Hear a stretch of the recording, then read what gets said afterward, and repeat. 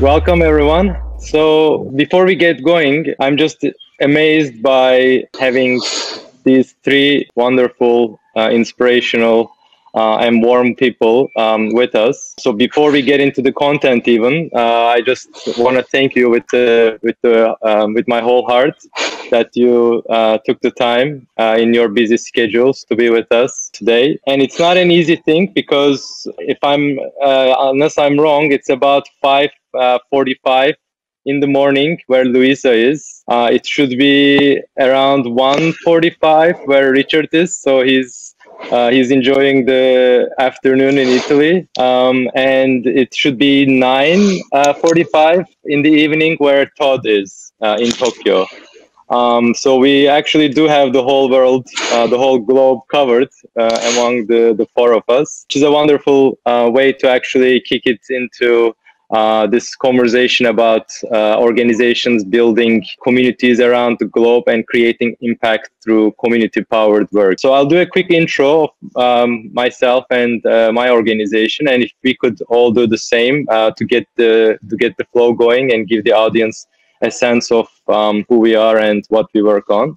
I'm Kerem, one of the co-founders at Atelier, which is a community-powered creative services organization. And along the journey of Atelier, we've actually been inspired by all the three organizations that you will be hearing of today. From Edge Of, presented by Todd, from Inspiral, represented by Richard here, and OpenIDEO, which is represented by Luisa here. So once again, welcome, guys. And if you could do a brief round of intro of yourselves, we'll kick it off. Great. Hi, everyone. We can do pop-up style, whoever feels like popping. I can get started. Can you? Hi, everyone. My name is Luisa Covardia. I co-lead OpenIDEO, which is IDEO's open innovation platform. And open innovation means a decentralized approach to innovation, where we invite communities from all over the world to create together around social and environmental challenges. Hi, I'm Todd. I'm in Tokyo, good friends with the local IDEO office here. They're a great bunch. And also I'm learning more and more about Inspiral, Richard, through the Edmund Hillary Fellowship in New Zealand, which I'm part of. So, Edge Of is both an ecosystem building platform and community of communities, as well as an innovation studio focused on really, where are the breakthrough points and how do we get different groups collaborating together on those breakthrough points. Yep, I'm Richard. I'm from New Zealand, so I'm currently based in Italy, but trying to span the globe here. From Inspiral, it's really hard to summarize what Inspiral is. It's a network of people doing lots of different things. One thing it is a lot of freelancers coming together to have more connection and solidarity in their work. And then also out of that pool of freelancers, there's lots of small companies and social enterprises popping up. In my role there, I'm technically a director of the Inspiral Foundation, but we say that it's the minimum viable board. So we don't really do anything or have any power because the community is where all the power is. So it's a role that's like, doesn't mean that much. Amazing. Thank you. If we could start off with maybe a definition of communities, kind of what's your definition of your own community and how do you tap into those communities to create impact in your work? I'm happy to start with that one because I'm so opinionated on this topic. I'm one of these people that's kind of uptight about the use of language. And so when I'm talking about community, I know that there's a lot of different definitions and a lot of different pictures people have in mind, which is fine. But the picture I have in mind for myself is like community, that's the people that will organize to bring you meals when you have a baby. It's like, it's that kind of very small scale, tight weave of connections of mutual support. It's about reciprocity. It's about, long-term relationship. It's about people who know each other. And so that's basically the picture I have in mind when I'm talking about community. I'm not talking about, like when you see the way people use the word, it's like, sometimes it just means the group of people who are interested in the same hashtag on Twitter, or the international community, or the Asian American community. In my way of thinking, in English, we really just lack a lot of terminology for talking about different kinds of groups with specificity. And it's a real challenge. I'm a community designer, I guess, and it feels like English lacks all the terminology I need to do the job properly. But that's just my opinion. So I'm really comfortable with the idea that other people, I'd love to hear what you other two are thinking about when we're talking about community. What does it mean to you? I'm been very inspired by this quote by Zen Master Thich Nhat Hanh that I actually shared with Kerem last time we talked. But he says that the next Buddha is the Sangha. And Sangha in Sanskrit means community or assembly. I really think that communities, first to define them, they are a group of people aligned around a specific purpose. But really, I think communities hold the power of healing and knowledge that our society needs to change. And they're intersectional. We can be part of different communities. But what's really magical around what I've experienced at Open IDEO and at other community organizing initiatives that I've been part of is that you can bring different communities together and form a new community. Communities are not stagnant. They're always changing and they're always getting the energy of the individuals that make part of it. That's what's really beautiful and powerful about them. What do you think, Todd? Yeah, I think I have a pretty expansive sort of view of communities.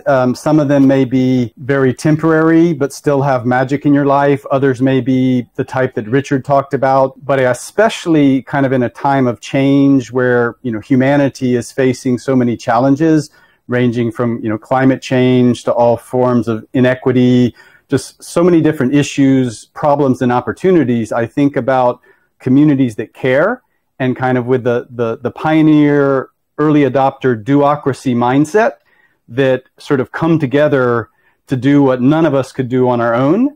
But together, there's so many different creative resources that we can mix in together of creative capital, social capital, relational capital, kind of some people at a certain stage of life where they're willing to take some of the arrows that come with trying to, go for something that might fail. So, I think the edge of kind of became this third space and community of communities, as well as kind of new communities forming. And so I think about that cross-fertilization as, learning and inspiring and just multifaceted. And so, whenever I think about things that I care about, or I think that I want to lean in on, I think about, like when we formed the TEDx movement, it was sort of a Shackleton journey of, uncertainty, no pay, you actually use your own resources, it's a never ending job, but magic happened both with the team that came together to pull off some pretty audacious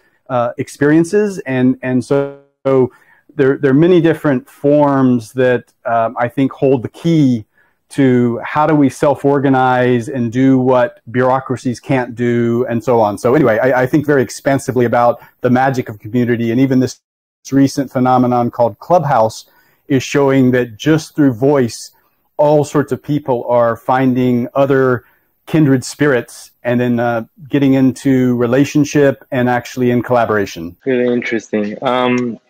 So we started off pretty meta, kind of defining communities, but would love to hear from you some examples of outputs that your organizations arrive at, work on, bring out to the world through tapping into these communities that you're mentioning. And if you could also refer to a little bit, what are some of the systems you built along the journey? And one thing, I know we hadn't talked about this when we were talking about this session, I now realize that EdgeOff believes in this space. They have a beautiful space in Tokyo where they actually bring people together. Atelier believes in spaces. We have a space in Istanbul. I'm in Dubai actually right now, where we are launching a new one, and another one in Barcelona is on the way.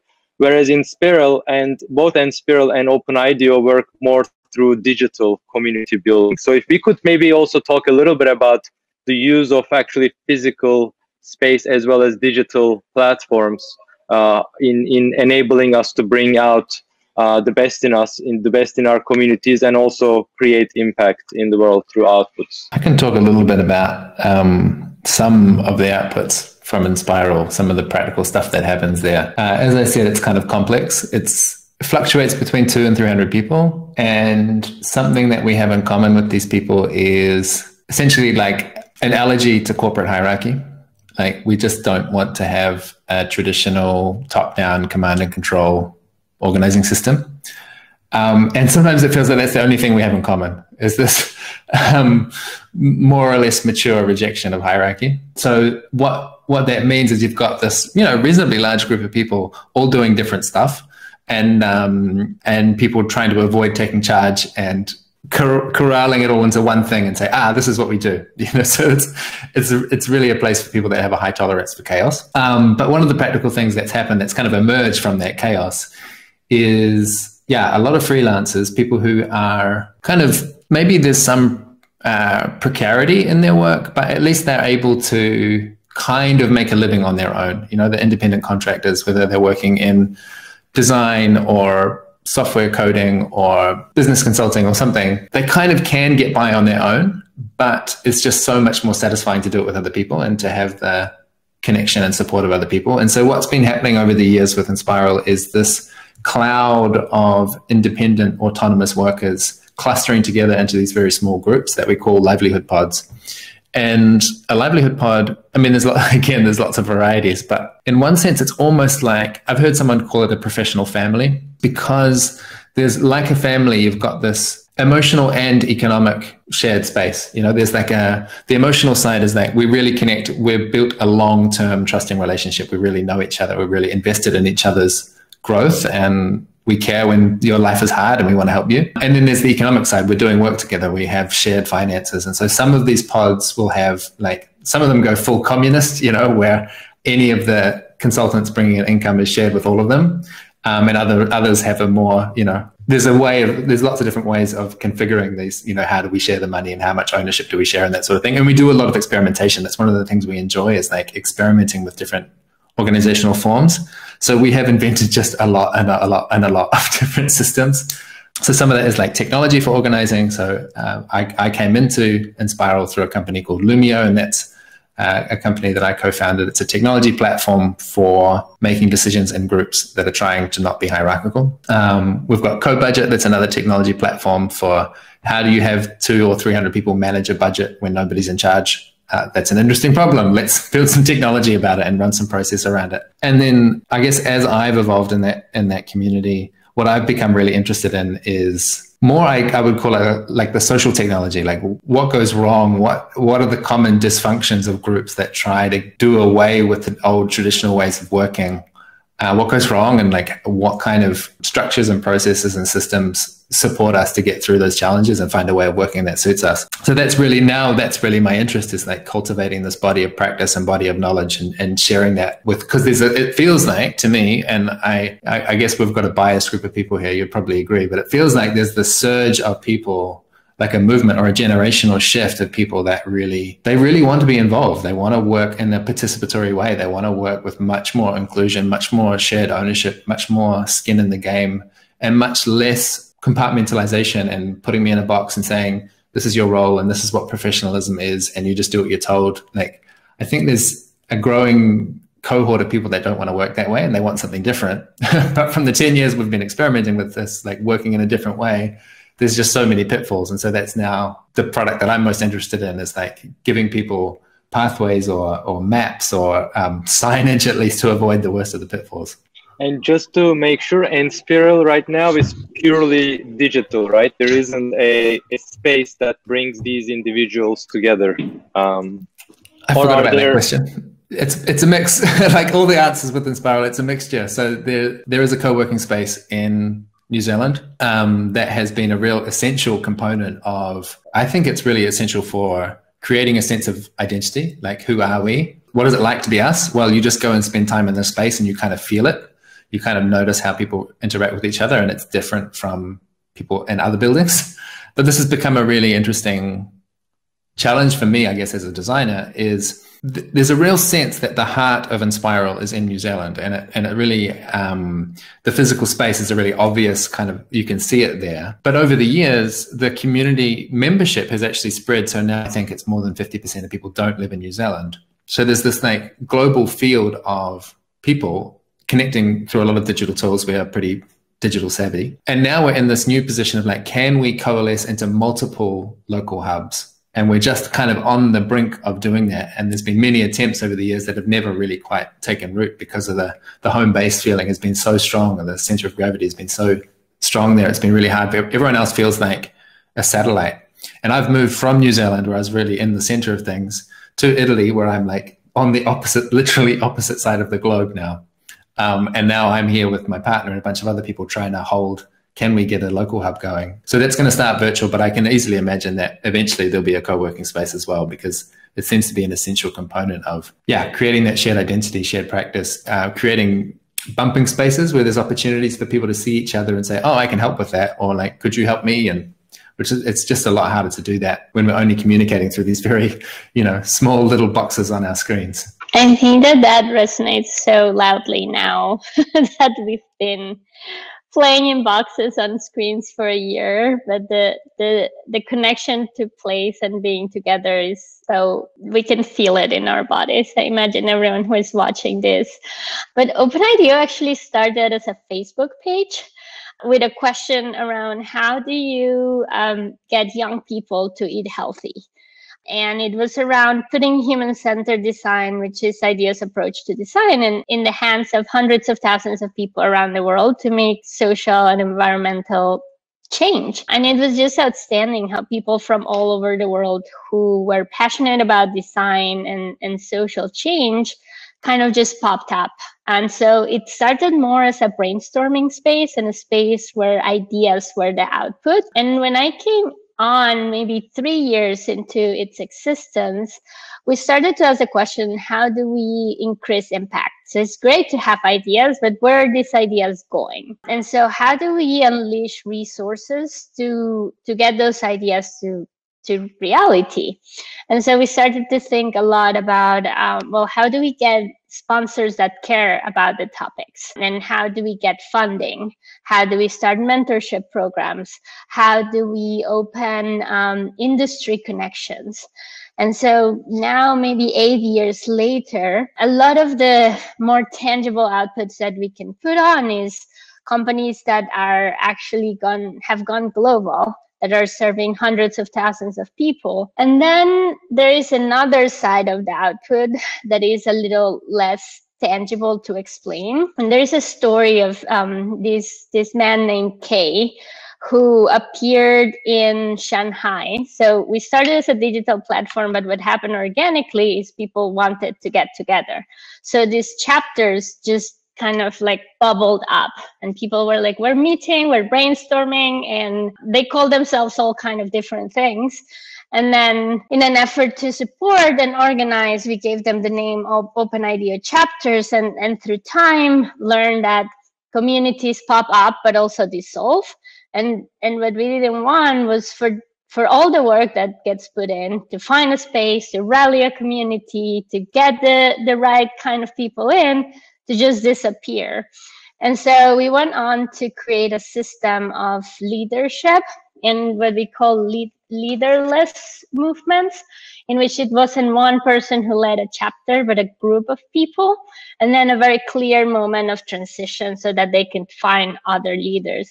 And Kay appeared in Shanghai to lead the chapter there, and he was working on fast fashion, and he came circular economy challenge, and he decided to quit his job, started a company, hired someone from OpenIDEO, moved to Berlin, and now leads one of the most happening communities around circular design and fashion. People from the team have gone to his wedding. He has designed for us. It just became a little bit intricate in the relationship. And like that, there are many stories.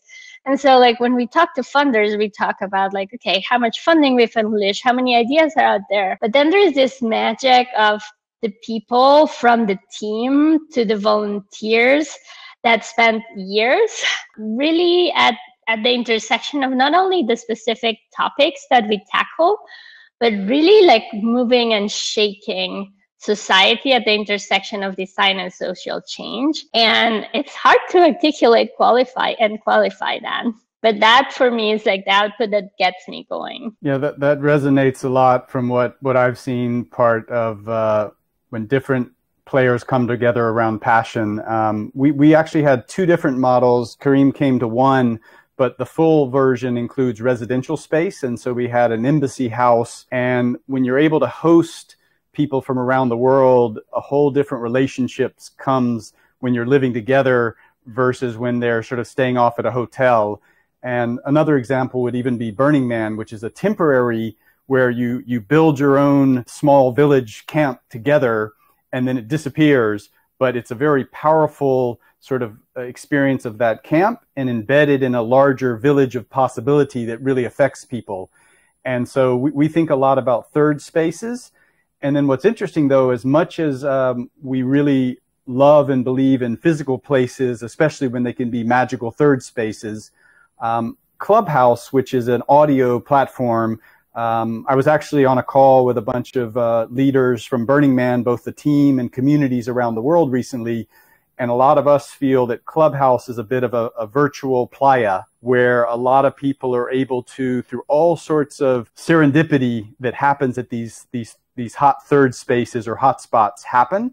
And it just leads to an improbable series of things that, like we met some Navajo tribes members, bonded with their stories, and then together helped them start their own not-for-profit, and then are working with others to sort of work with them as allies on sort of getting internet connectivity and water and sort of new dreams for their kids and so on. And so I think as a community organizer, the first 30 minutes on this digital playa that was somehow in the Goldilocks zone in between Zoom fatigue and sort of too much text Slack, all of a sudden I felt, wow, ecosystem builders, community builders have a new superpower. It's out in the world. No matter what happens to the version of Clubhouse, there's this new understanding that all sorts of impact investors, entrepreneurs, students, they've had their life changed during a pandemic at warp speed. And so to me, that had the equivalent of the holy cow moment of the first time I was on the actual playa of Burning Man. Can I just pick up on that briefly? It really clarified something for me, Todd. Kareem, you're asking about, you sort of set up the question between having a virtual space or a physical space, and it just makes me see, I think, that there's a halfway place between those two, which is about really excellent events, like having events temporary, like a temporary gathering where we have. It's just been absolutely essential for everything we've done at Enspiral is to have, residential gatherings of 3 or 4 or 5 days, like a kind of micro Burning Man, maybe, where you actually get the temporary moment of, this is what it's like to live a different way. This is a different set of values, a different set of norms, a different culture, and a sense of us, a sense of like, it's not just me, but we've got something common. There's something powerful, something exciting, something that I want to be. So as we're like trying to bridge this transition in Europe here with Enspiral trying to form a regional hub here, it's like at the moment it's purely digital. We haven't touched each other yet. But the bridge to get to, if we could one day have a physical space, it will be by having these temporary gatherings. That's going to be the intermediate space. Beautiful. Thank you. So leading to the next one, you've all alluded to your communities, and I think there's interesting overlaps among your communities as well as differences. And I mean, the word community has been wildly used, especially recently, and I feel like a lot of people probably attach like a little heart emoji to it, kind of signaling that a community is everybody is welcome, we are all one, we'll do stuff together. But what we've learned, and in some ways the hard way, is actually defining the boundaries of communities, defining actually who is within as well as who is out, is as critical as anything else. And in many ways, these boundaries are defined by the polarities that are within the system, whether it's autonomy versus more decentralization, or in Richard's words, hierarchy, whether it's purpose-driven communities rather than more maybe output for output's sake type communities. I'm not really judging one or the other, but the bipolar nature of the differences, tensions within communities really define who is in and who is out. And in many ways, that boundary is very critical for the health and success of a community. What are some ways you've been basically dealing with these tensions within your systems? What are some tensions that you feel on an ongoing basis, and how do you go about solving them? One of the tensions that's most obvious to me at the moment, the way I describe it is like a spectrum from being to doing. So being is connection and warmth and relationship and simply vibing, like just being with each other. And then doing is about impact and execution and delivery and movement and going and producing. And I guess that we probably all fluctuate along that spectrum personally from at different stages in our life. And also it seems that communities can fluctuate as well. And I really noticed, that that tension can easily like pull apart, that there's some people that feel I'm only really interested in the doing. I just want to get shit done. Like we live in urgent times. We've got to change the world. We've got to, who's with me? Let's go. And then you have other people saying, no. We have to really learn a different way of being together. We have to change our relationships, change how we communicate, change how we share power, and all that sort of slower work, this more interior work. It can easily feel like those two are pulling in opposite directions. And often, when I'm like hosting community spaces, I can feel that tension as a kind of mutual impatience almost, like, can we stop with all of the getting to know each other and start working now? Or can you stop with all of the working? I want to just sit down and get to know you. That this can be really difficult. And my own, like what I've noticed this year, I have in the past been a very doing oriented person, like a real executor. And in this year of pandemic, I've had no doing in me. I've only had being. I've only had connection, talking about my feelings, sitting in circles, like that's all that's what just is coming to me. That seems like what I need in the moment. And noticing that is frustrating for other people that want to be doing stuff, that want to be collaborating, that want to be executing. And one of the reasons that I'm in community is because I'm trying to grow up. I want to develop. I want to mature. I want to become more capable, more expansive somehow. And that means that when I encounter these kinds of polarities, it's like, is there a way that I don't have to choose one or the other, but can expand to hold that tension and hold and honor and respect both halves, both ends of that spectrum? That's really where my learning edge is at the moment, is like to notice the polarity and not be freaked out, not have to choose sides, not have to try and have a battle about which one is right or wrong, but just like, hey, both of these things, and that's just one. There's lots of these polarities. Yeah, I'm really curious about your other two, because this is where it can easily get philosophical, but I'm curious about how these tensions show up in your doing. Yeah, I'll jump in. That all resonates. And I think we've got both, different people in their style. We've got different cultures, both in the Japanese culture and like the Maori culture in New Zealand, or the indigenous in the Navajo. Oftentimes each meeting needs to start with a sort of set of things that you have to sort of try and decide what's the right amount to balance the relational with the getting the stuff done, because both are important. And we also kind of live in a world where we've gotten a lot of our systems so that there's a certain urgency that if we kind of had things more elegantly organized, it feels like we could find the Goldilocks zone and I would really savor a lot more of the just being and relationship side. Yeah. So I think most things, it's trying to find out, everybody finding multiple tribes and nobody being kind of, there's an epidemic of loneliness and other issues where a lot of people somehow just haven't found any place to engage. And that's like horrible for mental health and leading to a lot of issues around suicide and other things.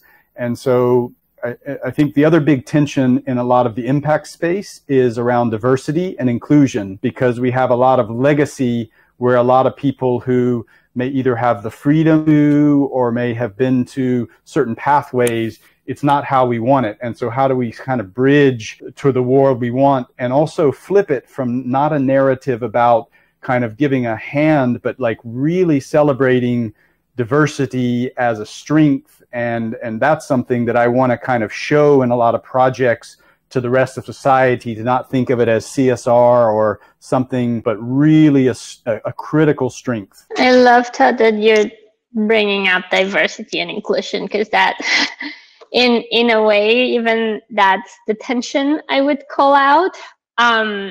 Especially as we think at the beginning stage of starting communities. When we started, we had an idea of everyone is invited. But when you are a company that is based mostly in the West, that is led by white British men, well, who comes to the party is people who are in the West, people who have certain kind of privilege. And I think even though we say everyone is invited, we're not being intentionally inclusive or creating the conditions for people to feel like they belong. And a lot of what we've done in the past 10 years is thinking, how can we be intentionally inclusive? First, by understanding who is missing from this conversation. What are the incentives that will get them to actually benefit from this? And how are the ways that we gather? I think when I met Kerem back many years ago, we were talking a lot about how do practices translate from country to country? What works in Turkey differently? Like, do people trust that? And I'm from Colombia, so like if they tell me I'm going to give you $1 million if you submit something to a website, I'm like, there's something wrong. Like something's. So it's like, wow, how do we build trust in within our communities through plays? What is the language that we are sharing? All those are key ingredients to think about how are we intentionally inclusive and not just kind of like using community as a very Western standard of gathering, and learning from different parts of the world and cultures, and respecting what community means to them. I'm very passionate about this. You probably noticed in the change of my voice. Yes. Wow, thank you. Fascinating. I wish we could continue for another hour, but we are getting close to time. So just to maybe do a brief summary as much as I could of what we've talked about so far and some of the provocations for the audience. I love the quote that Luisa shared at the beginning. The next Buddha may be a Sangha. We can't wait to open our space at Atelier again and have it written on the wall. For those who weren't there at the beginning, Sangha means community in Sanskrit. So the next Buddha may very well be the community. And then we dived into the different communities that your organizations are working with to create impact in the world. And it's just fascinating the way you approach things. And I think all of you have a unique approach to your theory of change, as well as how communities play a role in that theory of change. I thought the conversation around the tensions, what Richard brought in terms of the being versus doing, and what Todd referred to as, what we are in a state of urgency. So the tension between urgency and patience. Another quote I've been really loving recently is by Lao Tzu, who says, in nature, nothing hurries, yet everything gets accomplished. So we are in a sense of urgency, yet how do we still keep our calm? How do we still keep our sense of time and progress? And through patience and through being more, perhaps even at the expense of doing less, do we create more impact? And the conversation around the importance of physical space, as well as some of the digital tools that you're all working with, in order to unleash more potential of your communities around the world. It's, setting a North Star for us as well as Atelier. So I really, really appreciate those contributions, and actually will be pinging each of you separately to learn more. And Richard, I love the fact that you called space an identity. Space gives the community an identity. I never really thought about this. We always say space is the body language of an organization, but this is now not an organization. It's more of an organism. It's an organism of the community. So thinking about the space as being almost like an identity for the community is a very interesting way of thinking about it. Anyway, so thank you for your contributions. What I would love to leave with is just a question on what drives you forward in the next few years as you see your work and the world evolve. What drives you? What invigorates you? And we can close with that. I'll just quickly go. I think the issues of our time change over time, but the ones that we have now feel like where I want to be, with a lot of other people who have a collaborative, communal sense of we're all in this together on this planet, and I can't not sort of lean in with others who are sort of bringing all of their passion and creativity in a collaborative way that speaks to me differently than narrow commercial capitalism. I love what you brought up about urgency versus patience. I think it's a moment of urgency. I went to get my COVID vaccine 2 days ago, and like literally started crying, and I'm not a crier. I'm like, this is crazy. Like, I haven't been with people in a closed space, and like we just went through a lot, and here there is like something that's gonna pinch me, and it's gonna allow me to be together with people, and there's so much to do, and there's also so much stuff that is broken. I don't know if you've seen in the news in the US, there's a lot of hate crimes going on, and at the same time this won't happen from one day to another. And so I'm thinking a lot about legacy and how we are building in community for generations to come, and how we need patience and really thread the fibers to make this sustainable, and not think that by electing one president or creating one successful quote unquote community, everything is going to change, but there needs to be legacy over time. And that's what's inspiring me. Yeah, I can pick up on that. I think the issues that give me a sense of urgency, most of them are not going to be solved in my lifetime. So it really helps me to reframe the work I'm doing as a multi-generational project, and to not take responsibility for getting to the end, but just to do my piece and try and enable the next generation to be able to get a little further. The big project for me, the way that I'm really enjoying framing it at the moment, comes from Riane Eisler, who's just an awesome thinker and activist.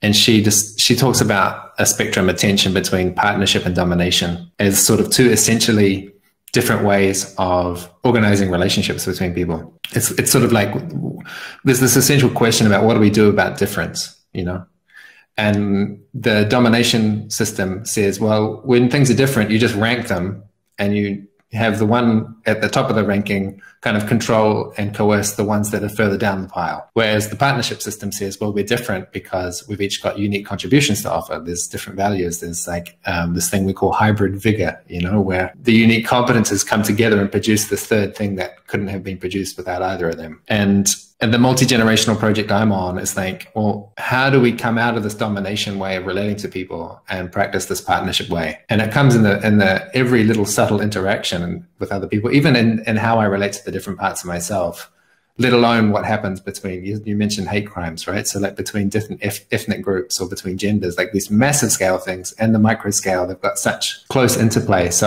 that's the thing that's just giving me so much inspiration and juice at the moment, is how to be more like partnership. Fascinating.